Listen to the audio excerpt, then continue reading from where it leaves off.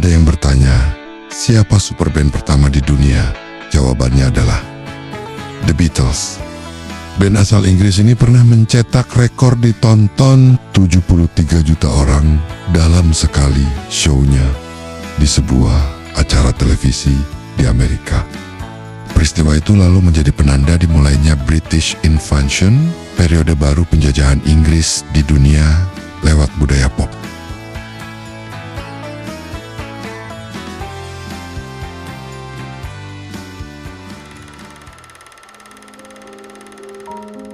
Kita mulai cerita ini di Liverpool, sebuah kota di utara Inggris yang paling terdampak Perang Dunia Kedua. Pada tanggal 9 Oktober tahun 1940, seorang wanita bernama Julia melahirkan bayi hasil perkawinannya dengan Alf Lennon. Bayi itu diberi nama John Winston Lennon. Sejak kecil, John tumbuh bersama bibi dan pamannya, pasangan Mimi dan George.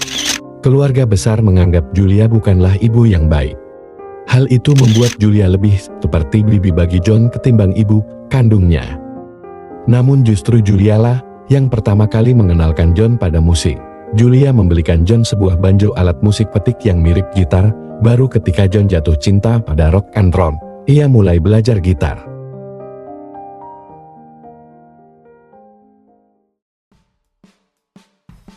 Tahun 1957, John berumur 16 tahun dan bersekolah di Quarry Bank High School. Ia punya band bernama The Quarrymen. Pada suatu hari, John berkenalan dengan Paul McCartney, remaja yang 2 tahun lebih muda darinya. John kagum dengan skill gitar Paul dan mengajaknya bergabung ke dalam band. Tak lama kemudian, George Harrison dikenalkan oleh Paul kepada John. Sejak itulah mereka kemudian bertekad hidup menjadi musisi. Tahun 1959, drummer The Quarrymen memutuskan keluar karena harus berkuliah.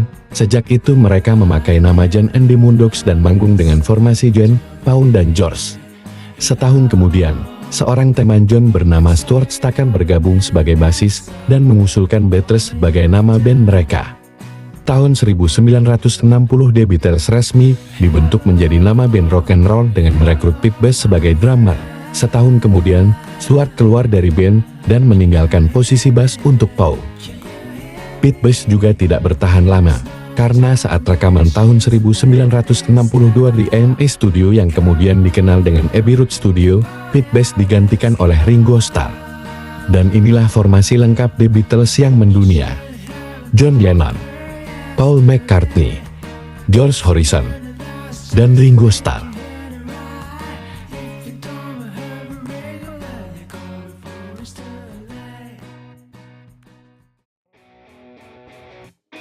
Tidak butuh waktu lama, The Beatles dengan gaya unik yang lucu membuat band ini memiliki jutaan penggemar.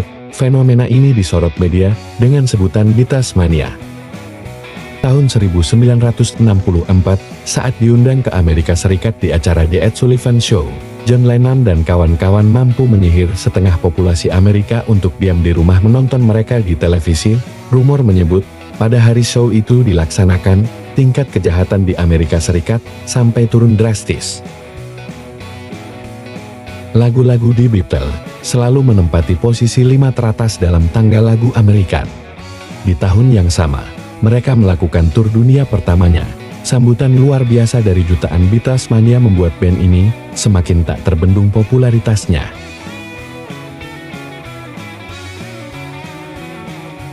Setelah 3 tahun tampil dalam 1.400 konser tanpa jeda, pada tahun 1966, The Beatles menghentikan turnya di Amerika.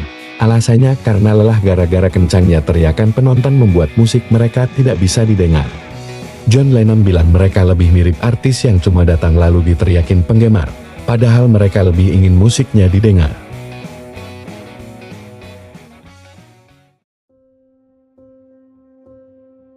Sukses The Beatles ini tak bisa dilepaskan dari peran Brian Epstein, sosok manajer yang berhasil meramu dan menyatukan 4 pemuda bandel menjadi satu band fenomenal. Brian dijuluki The Fifth Beatles atau Beatles kelima saking pentingnya peran Brian untuk band ini. Brian juga jadi sosok ayah bagi personel The Beatles yang selalu jadi penengah jika ada masalah. Pertemuan Brian dan The Beatles terjadi tahun 1961 di sebuah klub bernama Cavern. Sejak itu Brian memutuskan jadi manajer Bill yang mengurus seluruh keperluan rekaman, promosi sampai semua hal yang berkaitan dengan band. Saat Brian meninggal tahun 1967 gara-gara overdosis obat penenang, seluruh anggota The Beatles merasa kehilangan. Hal ini menyulut pertikaian sesama personel. Paul McCartney yang berusaha mengambil peran Brian justru membuat risih personel lainnya. Bertubi-tubi menghadapi masalah, akhirnya The Beatles memutuskan bubar pada tahun 1970. Masing-masing sudah sibuk dengan proyek solo mereka.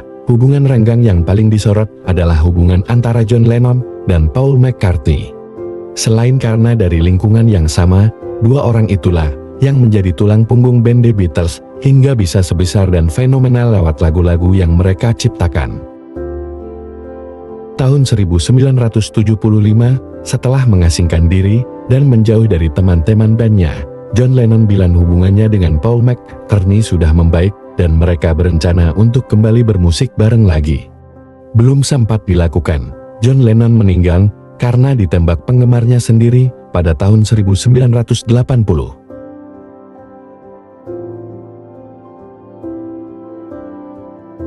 Terlepas dari baik buruk cerita The Beatles yang berkembang, perjalanan band ini mengajarkan kita untuk bekerja keras dan berada di circle yang benar untuk bisa mengejar mimpi dan cita-cita.